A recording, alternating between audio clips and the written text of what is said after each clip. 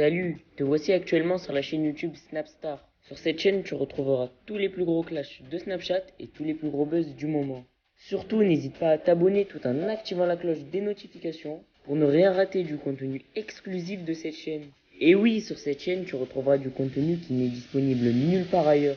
Sur ce, je te laisse avec la vidéo. Bon visionnage.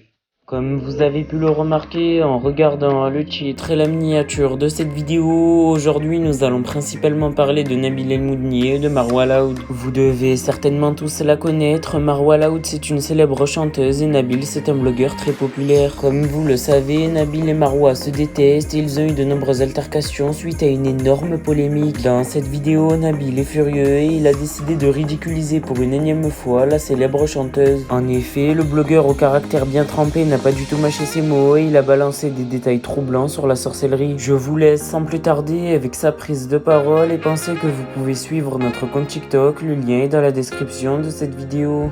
Salam alaikum la famille, j'espère que vous allez bien. Comment vous dire, j'ai super bien dormi et je vous avoue que cette journée s'annonce incroyablement belle. Je voulais vous dire un truc en rapide, comme on dit parlons peu, parlons bien.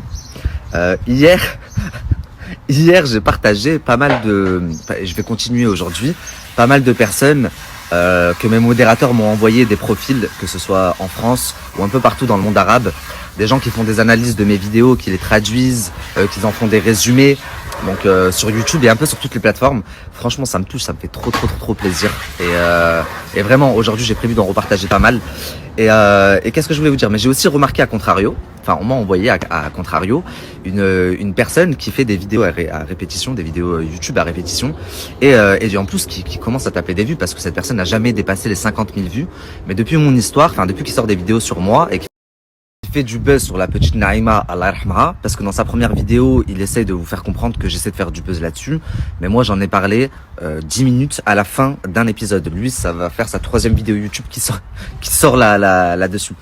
Bah, il s'avère que mes modérateurs ont un peu fait les Zira quoi. Ils ont un peu fait les Sam Zira. Sauf que pour le coup c'était justifié. Sam, moi il m'avait supprimé ma vidéo pour rien du tout parce que j'avais pris un extrait de 15 secondes d'une de ses vidéos. Là en l'occurrence la personne, elle m'insulte, elle me manque de respect, elle fait de très mauvaises analyses, elle est pas du tout impartiale. Donc j'ai eu l'honneur et le plaisir d'apprendre ce matin que sa vidéo on l'avait sauté. Et ouais, c'est le sauté. Et ta première vidéo, elle va sauter aussi. Et le pire, c'est qu'au bout de 3 vidéos, c'est ta chaîne qui saute. Donc, s'il te plaît, sors ta 3e. Et vous savez, c'est quoi le pire, la famille?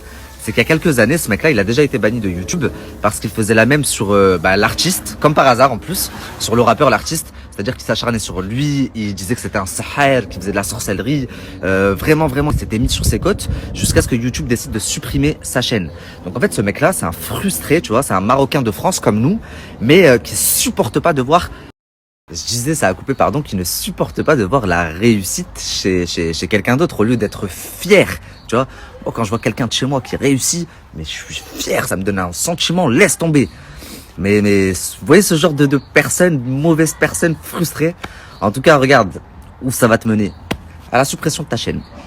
Alors qu'à côté de ça, t'as des gens que j'ai partagés hier. Ils sont là, ils font un bon taf. Des fois, ils sont pas d'accord avec moi, mais c'est très bien argumenté dans leur façon de faire. Ils font des vidéos YouTube, ils font beaucoup plus de vues que toi. Ils ont tapé des 800 000, des 500 000 et machin. Et je les repartage carrément. Alors que je pourrais les faire sauter aussi si j'étais mauvais. Mais toi, tu mérites. La famille. Carrément, en plus de les vues machin à cause des quelques extraits et tous les droits d'auteur que j'ai perdus, du coup YouTube qui me rémunère pas.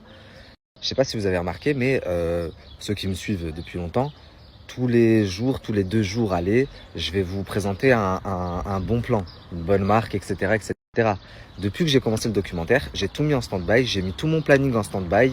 J'ai déjà ma community manager, je fais pas de placement pendant toute la semaine là où je sors mes épisodes. Donc en plus je perds de l'argent parce que ça me prend grave du temps, je regarde tout le temps les dernières modifs, etc. On m'envoie les épisodes, je les renvoie, j'essaie d'être présent et de répondre à un maximum à vos commentaires, à vos messages.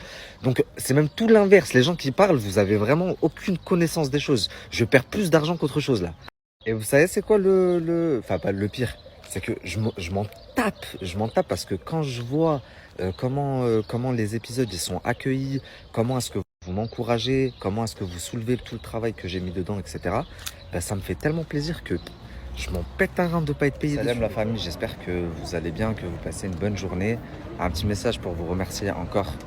J'arrive plus, je suis dépassé là, j'arrive plus à répondre aux messages, aux commentaires, etc. Mais néanmoins un message général pour vous remercier. Merci du plus profond du cœur. Le deuxième épisode, qui je pensais allait moins bien marcher, est en train de mieux marcher que le premier. C'est-à-dire qu'il est presque à 1 million, ça fait pas encore 24 heures. Enfin, c'est juste vraiment incroyable. Qu'est-ce que je voulais vous dire également? Je sais pas si vous avez vu, mais il y en a beaucoup qui disent là Nabil il traite des sujets comme ça pour l'oseille, pour l'argent, etc., etc. Oui, il y a un aspect pécunier parce que c'est mon travail, bien entendu que.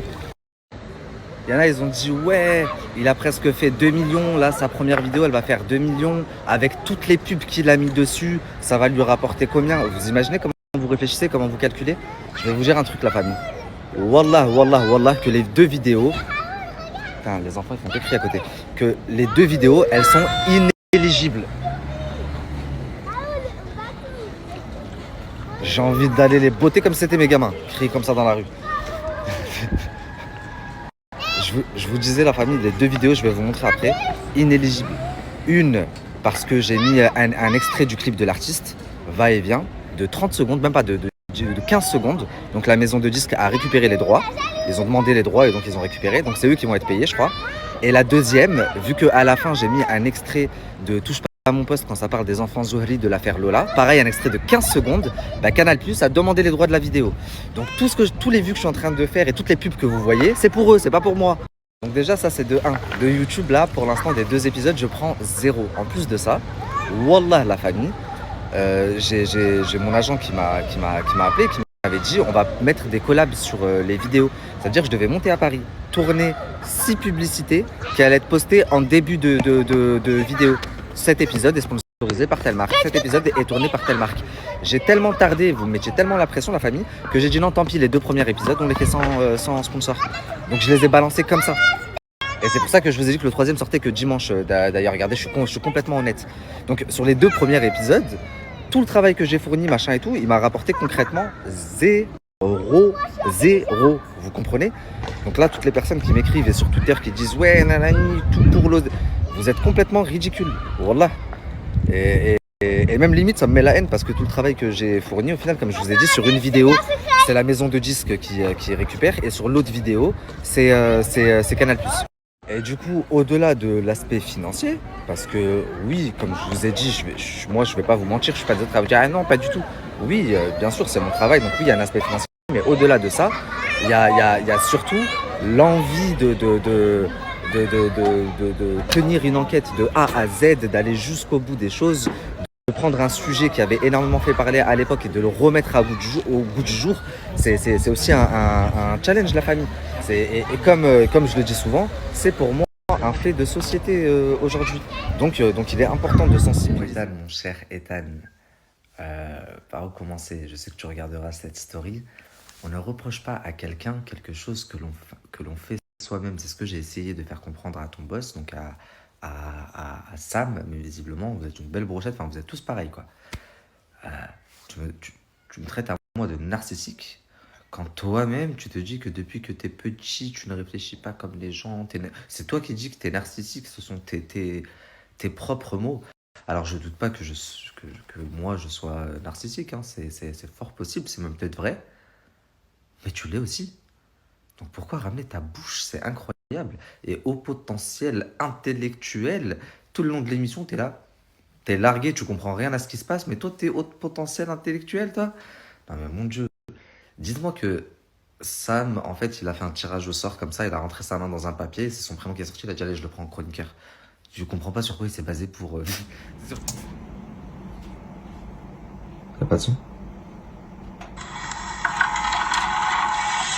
Dans un but de bien faire Merci à toi d'avoir visionné cette vidéo et surtout n'hésite